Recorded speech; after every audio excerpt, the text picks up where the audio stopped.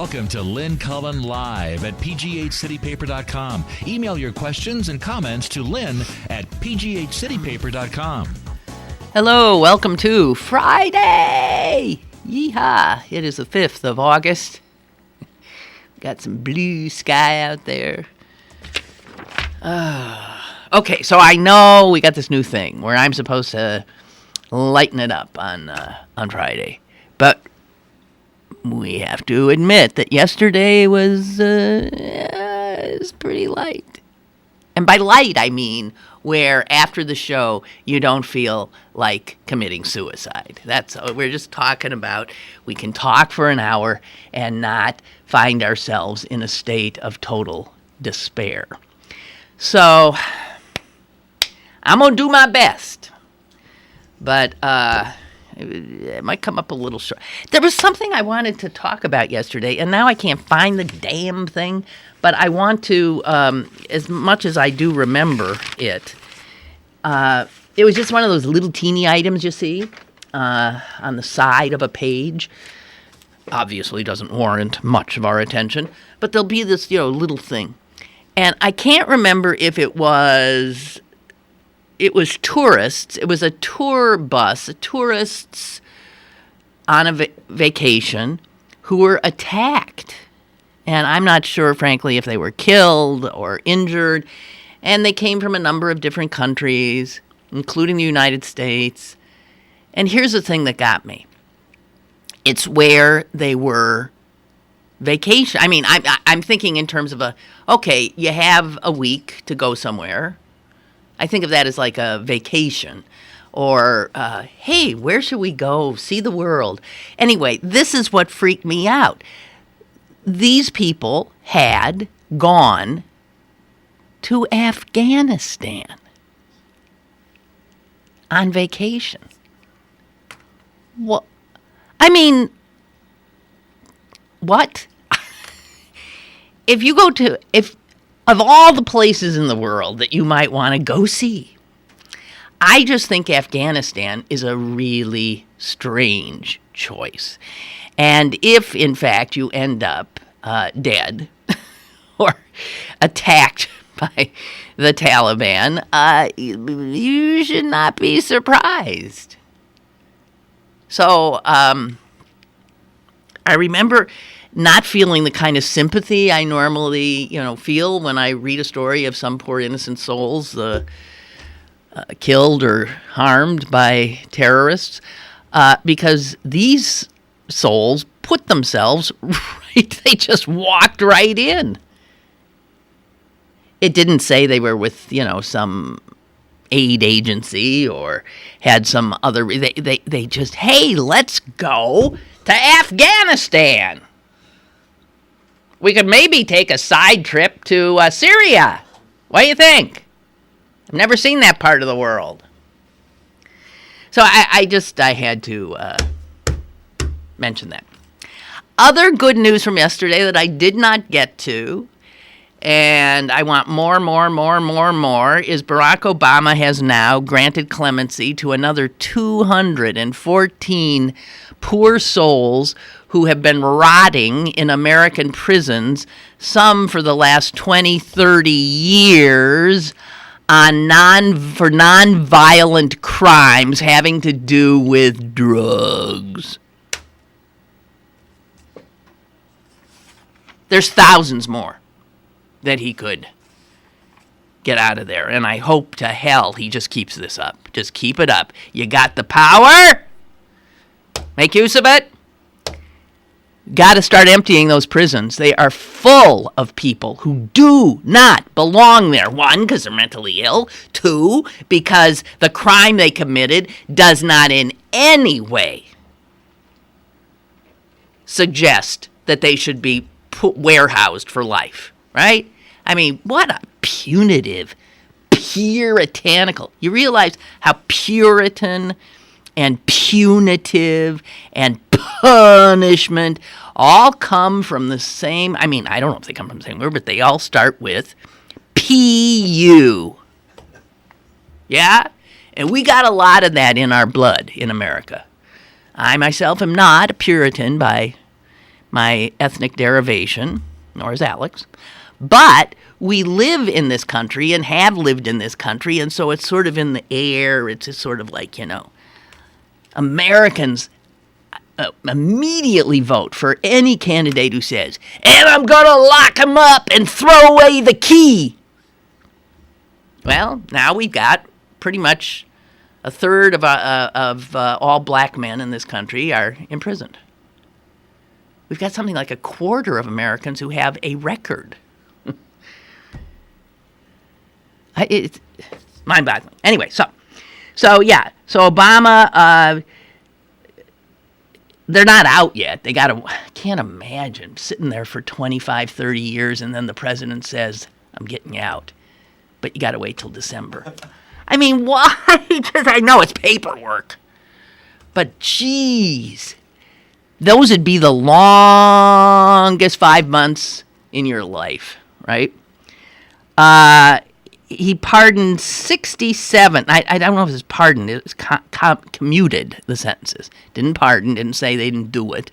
He just commuted the sentences. Enough already. And 67 of them were serving life without the benefit of parole, because that's another thing Americans voted for. We elected candidates who said, and I'll throw away the key, and I'll never let them out. I don't care what the hell happens. We'll take care of those guys till they're 102. Stupid.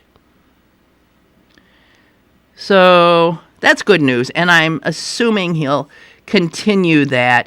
He has already commuted 562 sentences during his tenure, and that's more than the past 9 presidents combined.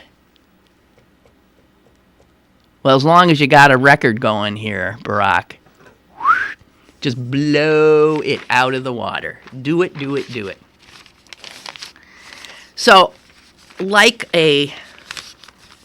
I have always watched, I think, the Olympic opening ceremonies. From the time I've been a child, this has been like must-watch TV, special. I'm finally at a point where I don't. Maybe if I'm home tonight, I'll have it on, but I won't really be looking. But it was so special. Used to be. When it was literally every 4 years. When we still believed in the innocence of the athletes and the true amateur designation. And that it was obviously, none of that was true even then, but we bought it. We were innocent. I want my innocence back. Okay, so if we got to go light, let's go straight to the obituaries. I'm not kidding. I'm not kidding, because, all of us who are alive and wandering around here, we don't seem to be doing a hell of a lot. It's a lot of bad stuff that the living people are doing. Dead people, at least, their hands are clean now. I mean, nothing that happens, nothing stupid can be laid on them anymore. So, there was a great obit in the paper today. I never heard of this guy before, and I'm sorry I missed him. Nick the Blade. Local boy. Made good. Kinda, sorta. Nick the Blade. His actual name was Eugene Gesuale. I don't know how, a lot of Italian names, even the Italians who own them don't pronounce them properly. I mean, given an Italian. Let's come to the United States and they just, I guess anglicize the pronunciation or something. But Gesuale, I think. Anyway, says right, Torsten Ove, I want to give him a shout out. He's the guy who wrote the obit for the Post-Gazette. And damn fine job of it. This is what an obit should be. He tells a story, and it's a great story. It starts like this. Nick the Blade died last week. after he suffered a heart attack at a Florida bar while drinking his usual Pinot Grigio. A 6'4", 250-pound East Liberty drug dealer for the mafia, once seen on surveillance snorting coke with one hand and urinating off a balcony with the other. Yeah, for Nick the Blade, his death was a refined way to go at the age of 73. And then he quotes the FBI agent who helped put him away, because Nick spent much of his adult life in Stir. He quotes the FBI agent Roger Greenbank, who, even though Nick the Blade is dead, had to take a shot at it. Cheap shot there, you G-man. Cheap shot. The guy's dead, and what does he say when the reporter calls him up and say, hey, Nick the Blade's dead. He died at a Florida bar drinking his usual Pinot Grigio, and the FBI man says, man, Pinot Grigio. I was surprised. I'm surprised that he'd be nursing such a girly drink. I suppose the feminist in me should be all up and, what do you mean, girly drink? I would have thought something more macho would have been Nick's style. Anyway, he just got out of prison just 2 years ago, so it's really very sad. 2 years, but he immediately does interviews with a gangster website, poses on the back of a souped-up car wearing his neon purple shirt open down to his navel. Probably lots of gold chains and stuff. He once lived in Highland Park. Those were in the good old days for Nick. He lived in Highland Park in a penthouse, it says here. Now, I can't figure out what that would be unless it's that big building that overlooks that apartment complex that overlooks the zoo. Maybe Nick was living up there. It was a pricey place to live back then. Highland Park penthouse. He rented it under an assumed name. Those were the days. He wore Gucci shoes. He drove a Jaguar. He had girlfriends all over the place. He wined and dined at the best restaurants, flew first class. Nick the Blade. The name? He was always quick with a knife, Torsten tells us. On the other hand, Judge Jeffrey Manning, who I guess was a prosecutor at the time who went after him, Jeffrey Manning says this of, you're not supposed to speak ill of the dead, Judge Manning. When asked to comment on the passing of Nick the Blade, Judge Manning said he was the ultimate thug. And the FBI man, still piling on, says he had absolutely no redeeming qualities.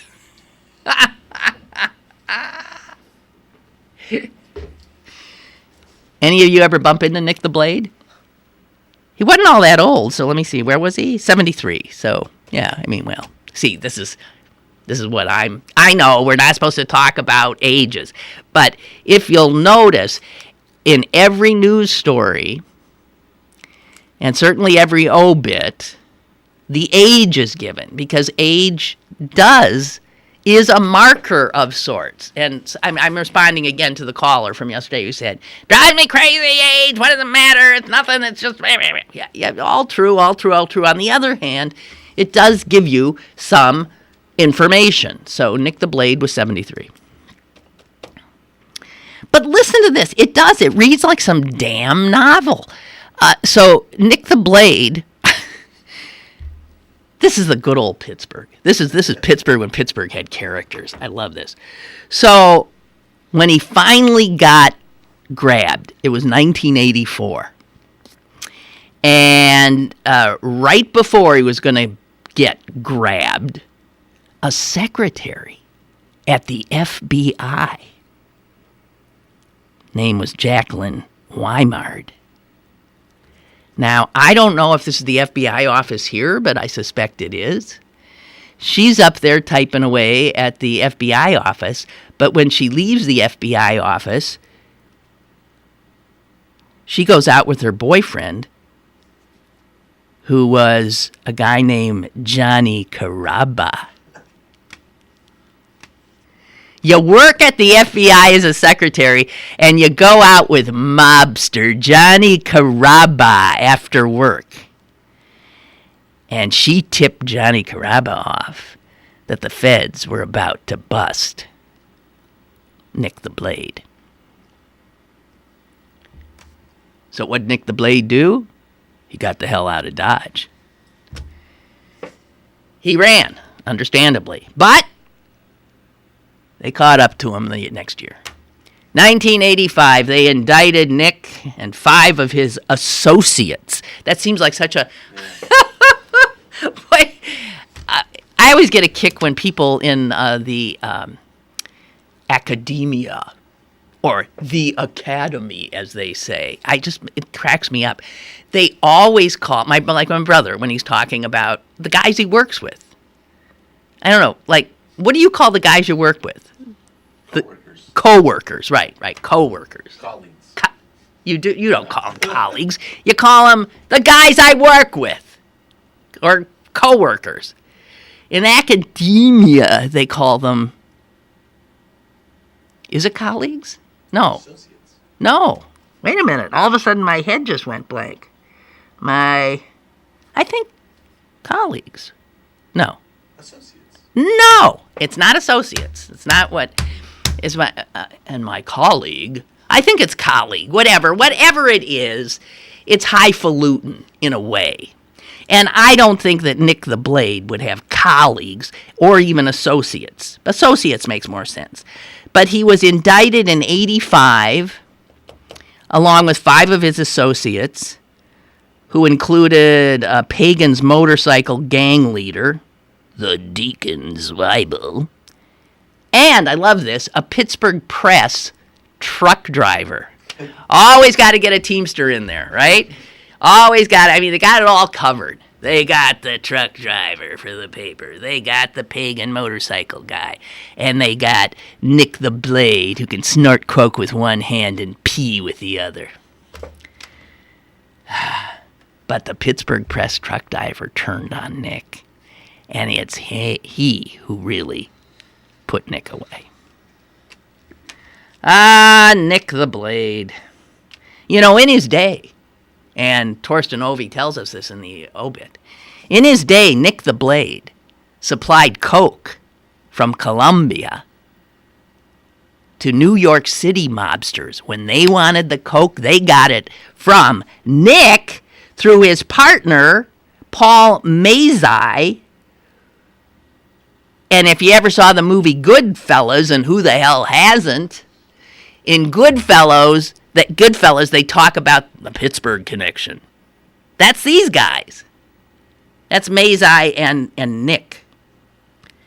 Although the obit says the producers of Goodfellas took some liberties with that, because while the character was based on Nick the Blade's narcissistic personality, it was actually this Mazzei who was the one involved in the Boston College basketball point-shaving scheme, and he's the one who had ties to Henry Hill and the Lucchese crime family in New York.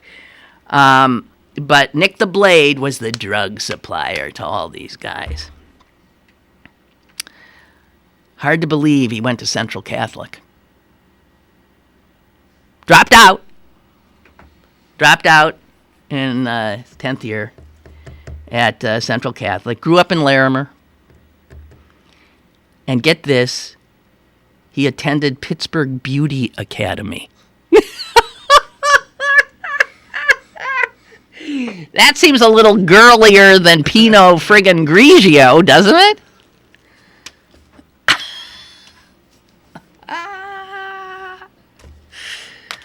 Oh. And I'll give you one more thing here for Nick the Blade's obit. Johnny LaRocca, he was the mob boss here in Pittsburgh for many, many years. He was once asked, "Hey, Johnny, why you keep around loose cannon, crazy person like Nick? Why you keep him around? He seems like trouble." And Johnny LaRocca said, "Yeah, but he keeps the heat off of us."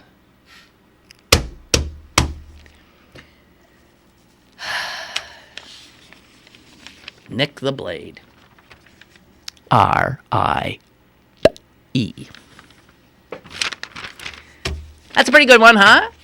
That was right here in Pittsburgh's paper. Another Pittsburgh guy who, this one I knew. And he was a great character, too. A great character. And he, like Pittsburgh characters, had a moniker as well. He was called the Plumber. And his real name was Ralph Berlin. And Ralph Berlin, I wish I could find it. I did a television profile on him 30 years ago. And what a great, crusty character this guy was. He gave himself the nickname the Plumber because whenever anybody asked him to do anything or to tell him something, he'd always say, "Hey, man, I don't know. I'm just the plumber." He wasn't a plumber. He was a trainer for the Steelers. Long-time trainer for the Steelers during the good old days, right? With the good old days. Chuck Noll. He worked with Noll. He was tight with Art Rooney. Ralph Berlin, when I saw him, he was sort of this bow-legged, curmudgeonly character, and he always had, at least every time I saw him, he always had this big, huge cigar, big, fat cigar hanging out of his mouth. And so while I was interviewing him while in the Steelers training room, and some big, large, beefy, half-naked football player would be being ministered to by Ralph. Ralph would be taping up the leg just so, and the whole time he's chewing on this cigar, which is lit, and there's like ashes, and I'm thinking somehow it struck me as, well, unhygienic. But Ralph was a character. Anyway, I'm sorry to see that he died. Even after he retired, he was always around, so Tomlin knew him. Everybody liked him. Character! Ralph Berlin was just, how old was he? He made it longer than Nick the Blade. I don't know. So, what happened to the characters? When did we get so homogenized? When I came to Pittsburgh, there were so many damn characters here 30-some years ago. It was heaven for somebody who gets a kick out of people who aren't cookie cutter. Oh my God, did we have great characters here. All you had to do was go to a city council meeting, and the entire city council was filled with them. You couldn't believe it. One was nuttier than the next. One was funnier than the next. One was more like, you got to be kidding me. This person is running a city? It was just unbelievable. And it's true, the mafia, it was a lot more active. So you had these trials all the time. And these guys always had these nicknames. I covered one trial early on when I came here, and I was so blown away. I was so delighted. I remember writing, can you imagine? I wrote my brother. And you can't imagine, they all have these names like the Fish, or this, that. I said, there's reasons for these names. When you look at it, I was just thrilled. Because they didn't have anything like this in Wisconsin, where I was from. Ooh, I digress. Speaking of Wisconsin, have you seen the Green Bay clown? Look it up. Google it. Look it up. Someone sent me this yesterday. No, somebody asked me if I'd seen it, but I had. There is a guy, this is all over the internet. There is a guy walking around my hometown at night, shows up in strange places, and he is the scariest looking, for people who find clowns disturbing to start with, and a lot of little kids are scared of clowns. Alex has just found him, and here's Alex's face. Alex just look at when Alex first saw him. Here's Alex's face, and his jaw hasn't gotten back into position yet. The guy looks like something out of a slasher movie. He looks so frightening, and people in Green Bay have been calling the cops left and right. There's this guy! I just saw this guy!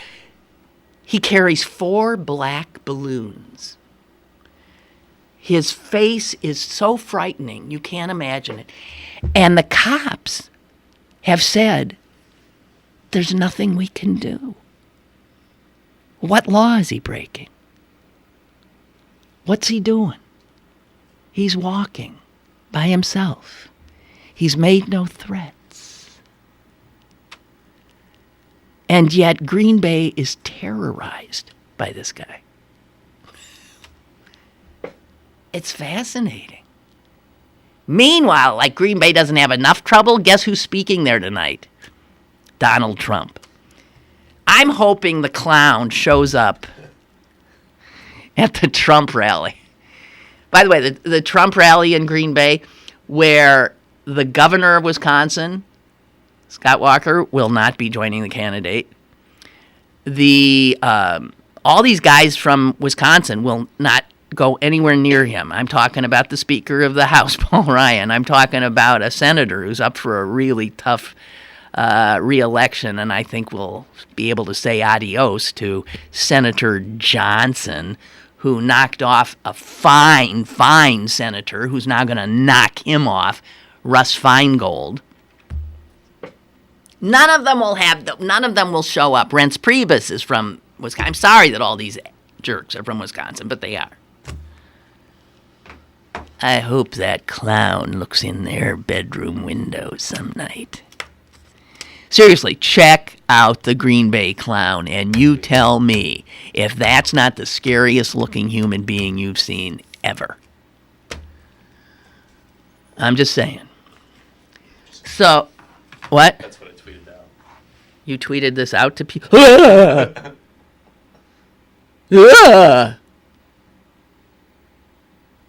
Oh, there's just something. And they say his clothes are grimy and dirt. That he's just, I don't know. Just saying.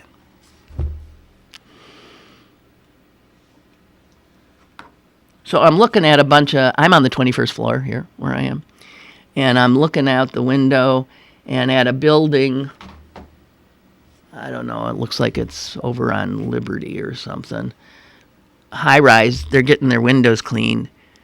And so they're these guys, they're just moving their little thingamajig up another.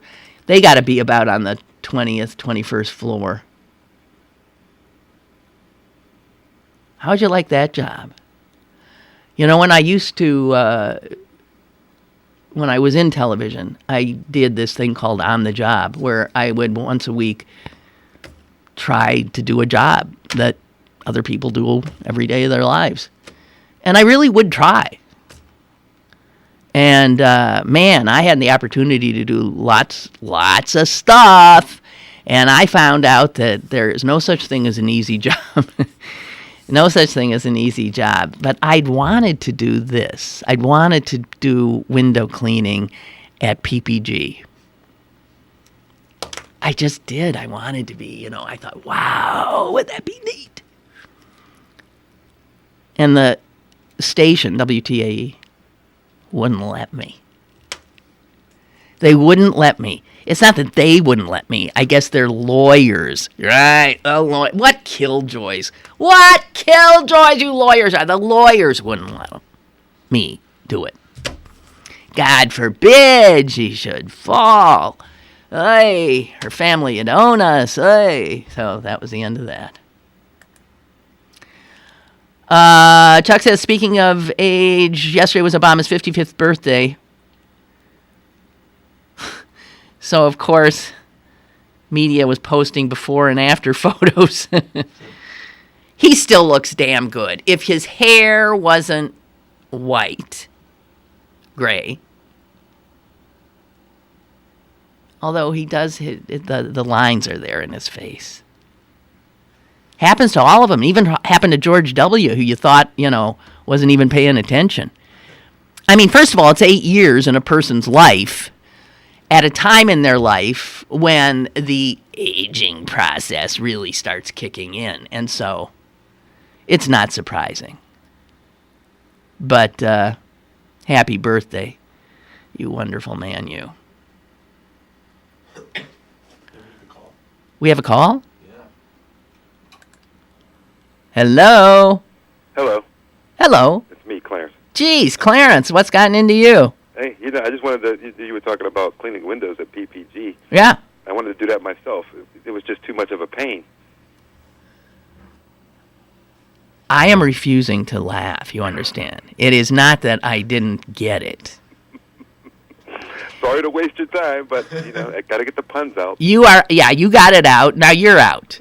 All right, have a good day. You too. All right, bye. Bye. Honest to Pete. Dorothea writes, where are the characters you say? Well, first I would say I'm listening to one right now. Oh, thank you. Oh, I wish. Well, I used to say that I was, in fact, the love child of two of Pittsburgh's great characters, and that is Sophie Masloff and Myron Cope. Because, I mean, it's not too hard. It's often people have said, boy, I think Sophie, Myron, you, hey. I mean, really, you could torture people, right? We all have the same kind of demonstrative voice. I would note, too, we're all Jews. So, Dorothy goes on, but you said, where have the characters gone? And I thought to myself, Sophie, yeah, there was a great character. And wouldn't she have had a lot to say about Donald Trump? Let me remind you of somebody who would have had a lot to say, who was the greatest character, who used to be on my radio show all the time and was a real political player. Some of you old ones are going to know, and I'm sorry for those of you like Alex here who don't know who he was or weren't around to enjoy the act, and that is Mossy Murphy. Mossy Murphy. I had the honor of speaking at his packed funeral. There were 5,000 people there. And the governor spoke, too. I mean, I was sitting there with all these luminaries, and I spoke. Mossy Murphy died way too young. Dropped dead of a heart attack on vacation playing golf, like he would have been happy to, I suppose, but way too young. I don't think he even lived to see Obama. What a great character that one was. Yeah, so there was tons of us. And we were on television. And because TV then sort of loved these people.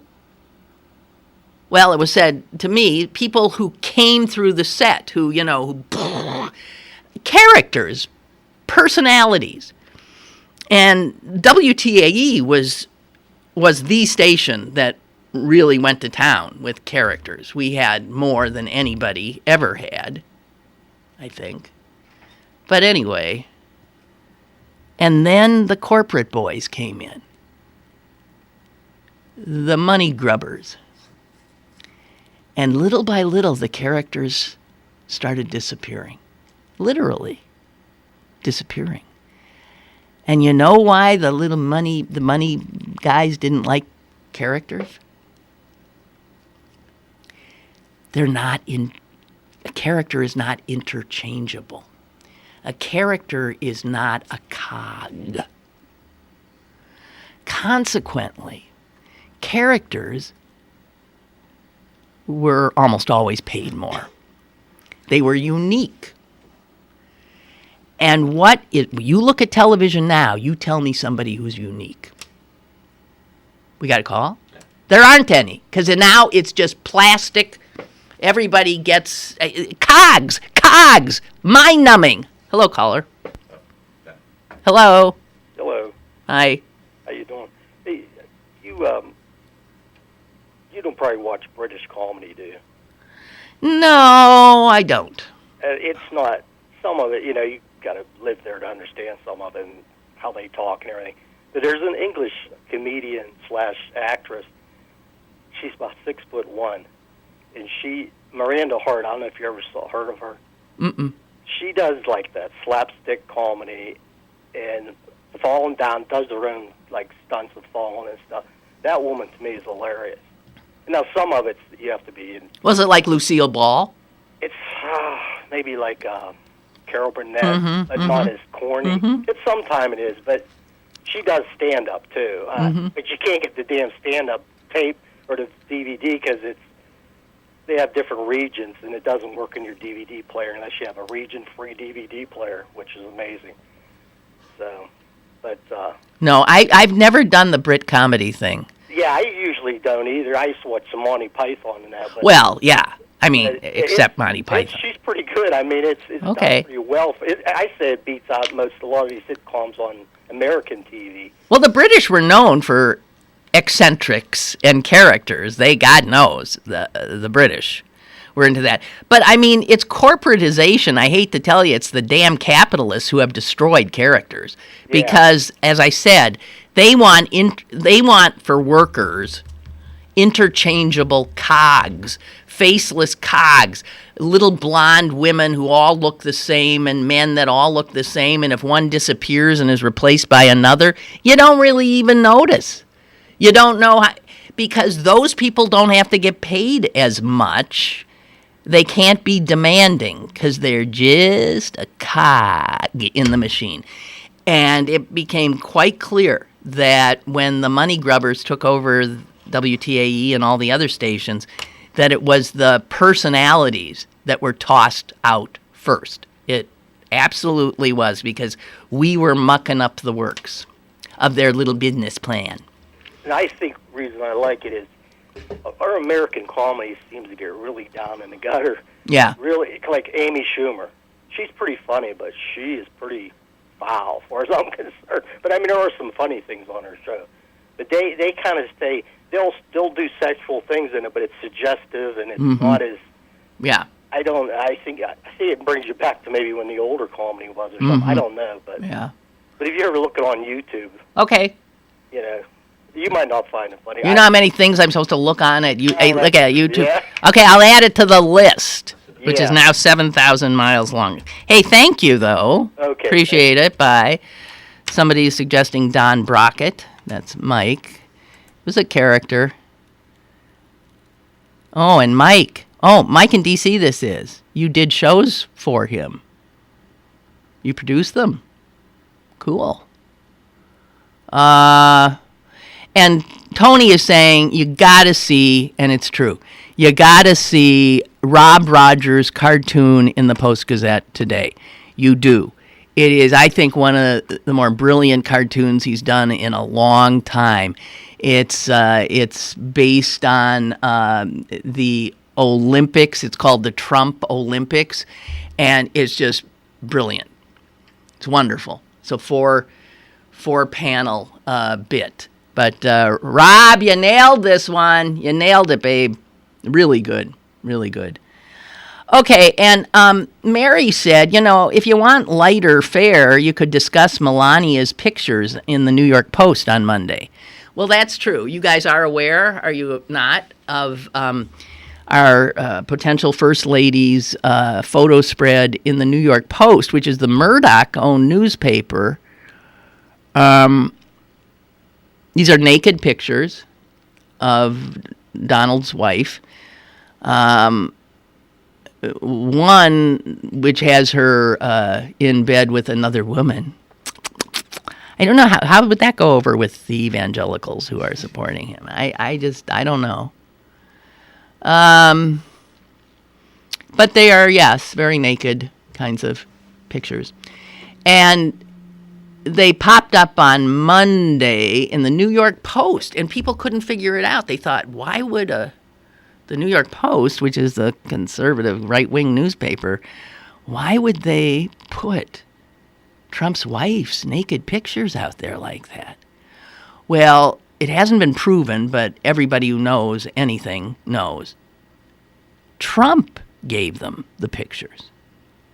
Trump wanted those pictures out there. Why? He thought we'd all go stark raving mad and talk about nothing else and thus get off his ass about the Khan situation. So he thought he'd deflect all the crap coming his way by sticking his wife's ass, literally, out there. So we should all then freak out about that. I have little doubt that Trump would have been behind that release. We have a call. Hello. Yeah, Lynn. Yeah. Yeah, first time caller. How about Al Julius, Mike Levine? Oh, you're saying, okay, so those are KD guys. Those are Al Julius for sure. Oh my God, they were big characters, big time. Oh, and who was the sports guy with the loud jackets and stuff? Oh God, who was that guy? Oh, jeez, I know who you're talking about. Yeah. Yeah, that was another one. But that was I was driving down the highway, so I was hanging out. Thank you. Good for you. So, yeah.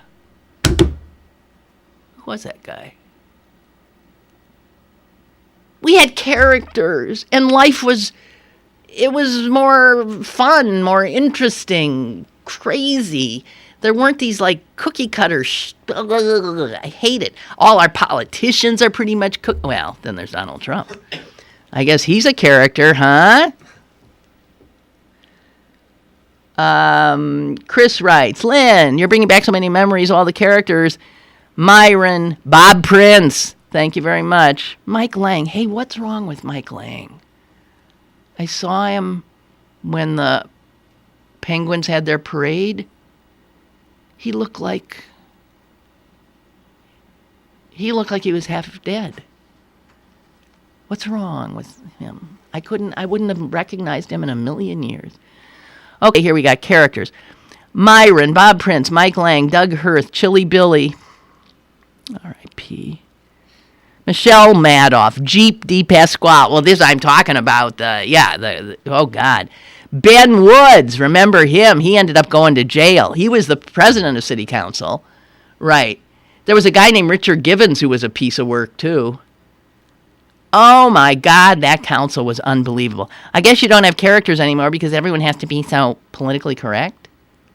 I don't think that's it. I think everything's become professionalized. I think there are all these little templates now. And when people, you have to, I don't know. There's not an appreciation like there used to be for individuals. I don't know. PC? I don't know. Maybe. PC has done a lot for taking, the air out of the room. It's PC run amok. When I'm flipping through the channels at night, says Chris, to see if there's anything on, I found Antenna TV runs All in the Family every night. I still can't believe what that show ended up on the air in the early 70s. They could never get away with that show today. Those characters of Pittsburgh are who I grew up with. I miss them dearly. Kids today have no characters. Do they not? to relate to. Come on, you pass as a kid for us. Can you think of any characters that your generation loves? You mean locally or nationally? Well, even give us a national. If you can't think of anybody local, can you think of anybody local? Oh. Weird Paul? Weird Paul is local? Yeah. Okay, I don't even know who he is.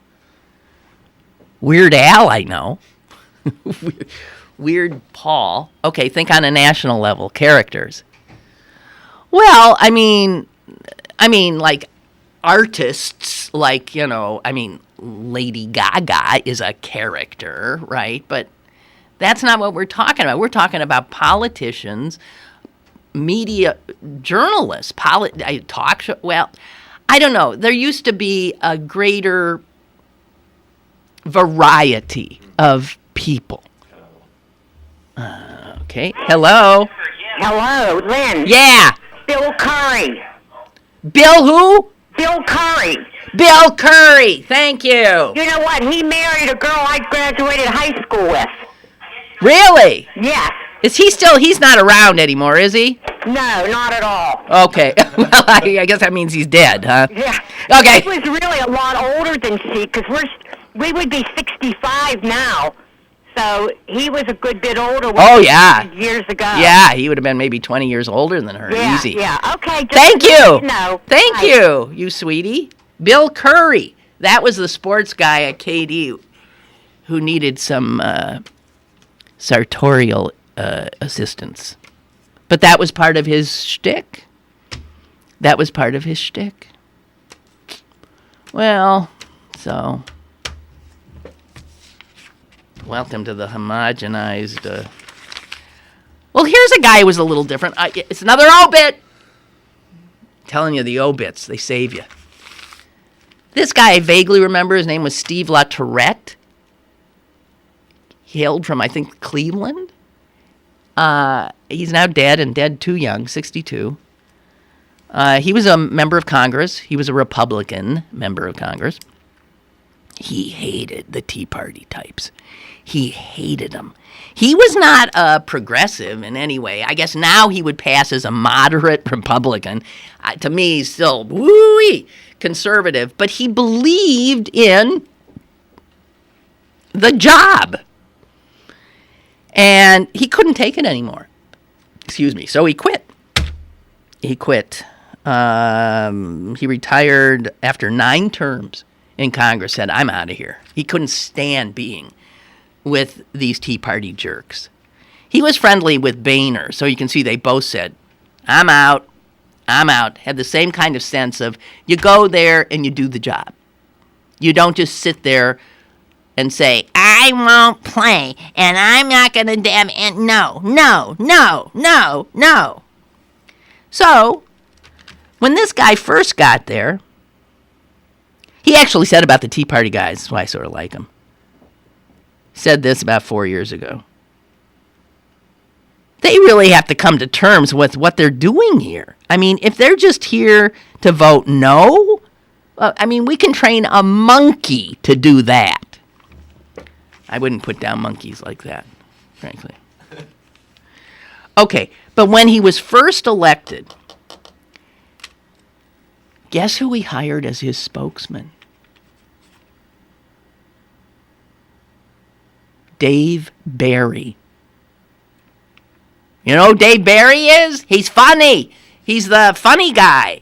He's written 500,000 funny books. He writes a funny column. Dave, very funny guy. Actually, he's a friend of Rob Rogers. Dave Barry. He hired Dave Barry as a spokesman? I can't even friggin' believe it.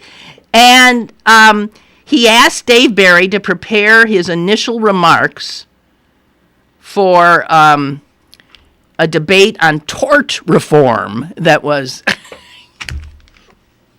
And this Republican, Congressman Stephen LaTourette, got up on the floor of the House of Representatives and read Barry's speech. And it started like this. As a lawyer, I am the last person to suggest that everybody in my profession is a money-grubbing, scum-sucking toad. The actual figure is only about 73%. Of course, I am just pulling the speaker's honorable leg. The vast majority of lawyers are responsible professionals as well as, in many ways, human beings. And it went on and on like that, and he frankly blames Congress for his early death of pancreatic cancer. He was being treated his whole time by, I guess the Congress has its own doctor? And they misdiagnosed him. So, anyway, Steve LaTourette, a Republican who hated the Tea Party people, and in fact couldn't stand them so much he had left Congress, and he had a sense of humor. God bless him. Bill Cullen is being called a character. Is he? I mean, he was a talk show. I mean, he was a game show host. People are always saying, are you related to Bill Cullen? No, 1,000 times no. Not. So, I don't know if I call him a character. Oh, and a lot of people telling me Bill Curry. Yeah, I appreciate that. Some of my favorite characters, Henry writes, is all of the talkathon folks from the old days. That'd be Doug and me and, well, Phil, Anne. She wasn't a character. He adds Terry Bradshaw. That's a character. Fred Hansberger. Joe DiNardo. Joe's still with us. Hansberger, as you know, is not. I just don't think of them as they're characters. They're big personalities. And yeah, we don't do big personalities anymore. Give me a big personality who's currently on Pittsburgh television. Give me one.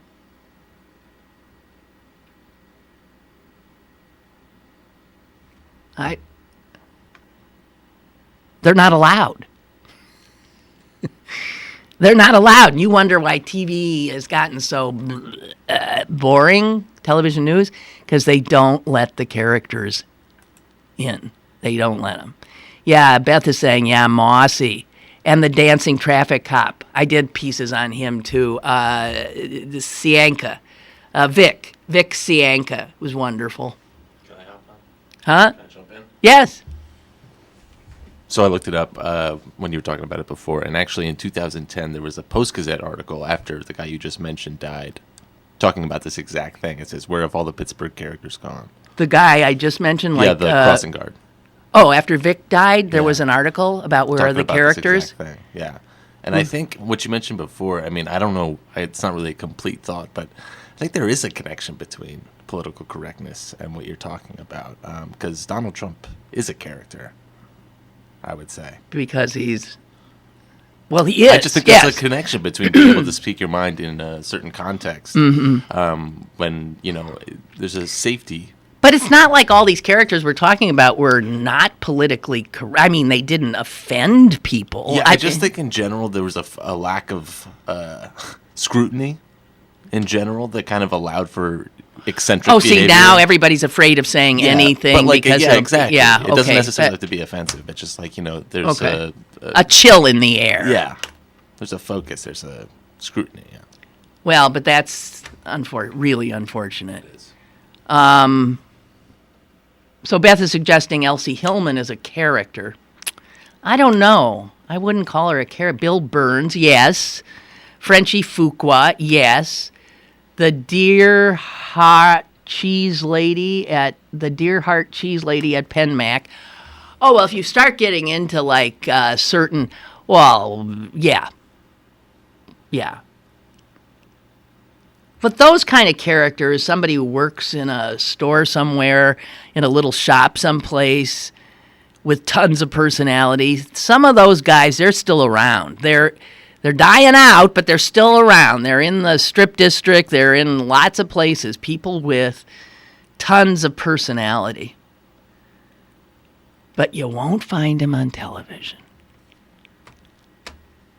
It's not allowed.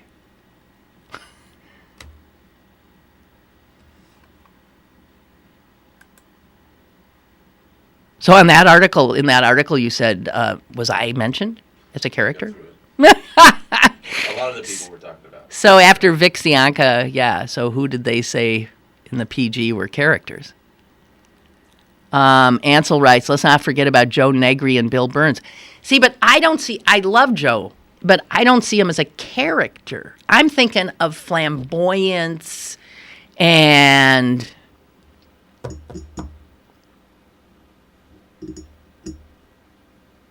Bill Burns, I think, qualifies, but no. What? I don't know. I think the thing you said before about just not being interchangeable, not being... Right. There's not another person who can take their place. Well, in that regard, I mean, then, Mr. Rogers is a character, but that's not the exact kind of character. I'm talking about a certain level of outrageousness, I think. A certain level of... never saw that before, or, just something. All right, I got the list. Okay, who'd they say? So Fred Hansberg, Fred Rogers, Myron Cope, Bruno Sammartino, Ricky Wirtz, Lynn Cullen, Bob Prince, Chili Billy, Joe Hardy, Joe DiNardo, Dan Rooney, Michelle Madoff, Cyril Wecht, and Paul Shannon. Cyril Wecht, there's a character. But some of those I don't agree. Like Ricky Wirtz was not a character. She was these are... Okay, well, we just are not agreeing on what we're talking about here. Yeah. That's all. Well, it's hard to define what right, character exactly, means. Yeah. Exactly. So,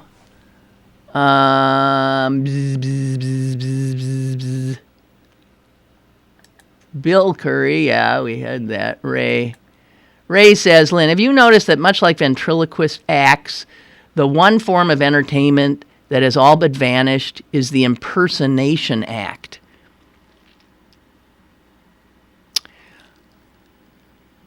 Jimmy Fallon does a lot of doesn't he? Yeah. Jimmy Fallon does impersonation now. You see it on Saturday Night Live. But I know what you're talking about. You're talking about those guys who used to come out on the Ed Sullivan Show. And there was always Jimmy Cagney and Jimmy Durante. There's character. So yeah, that kind of thing, right. They don't do impersonations. Like, there's not somebody who has that as their... Remember the guy, what was the guy's name? I remember his name. What was the guy's name who made a career out of impersonating John F. Kennedy as soon as he got into the White House? Put out albums, record albums. We all got them. His name was Vaughn Meader. Am I right? I think I am. And... man, when JFK was assassinated in Dallas, I'll tell you, a lot of us were grieving, but Vaughn Meader was probably totally hysterical because his entire career came crashing down, was killed as well. Ray goes on to write, it seems to me that modern actors have strived to be so interchangeable that if you close your eyes, it would be impossible to tell Brad Pitt from Keanu Reeves.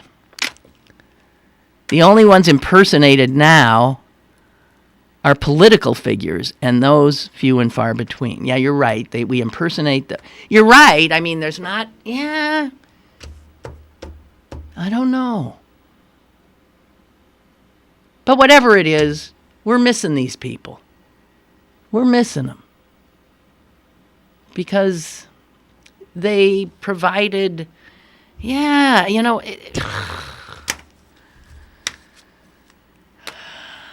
they were delightfully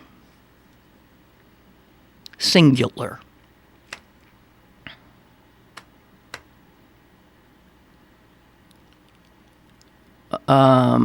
Could you say that Mark Madden is a character? Kinda. I just don't like the persona, but I mean, yeah, maybe. Whatever. It's let's make America great again. Let's go back.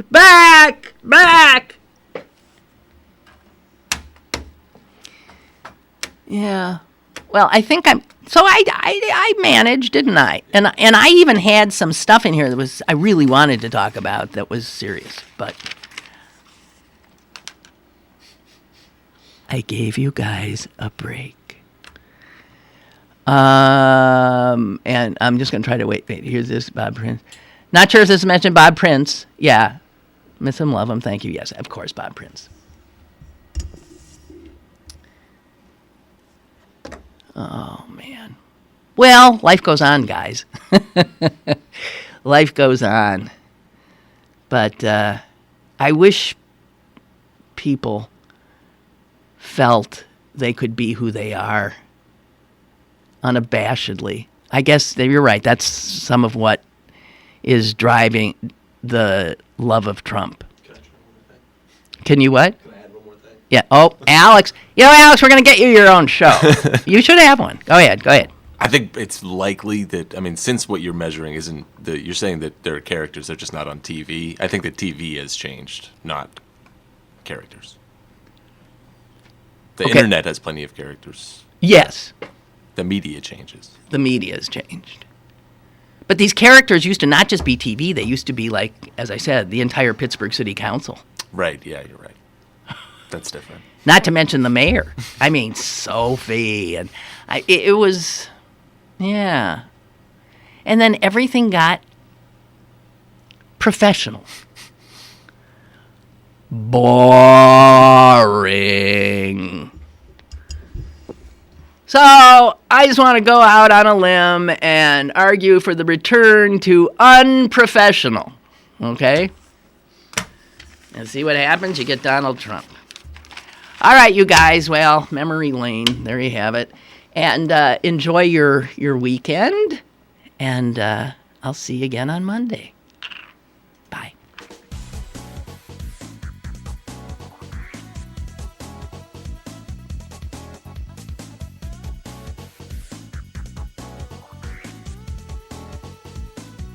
Lynn Cullen Live, Monday through Friday from 10 a.m. to 11 a.m. and archived at pghcitypaper.com. The opinions expressed on Lynn Cullen Live are those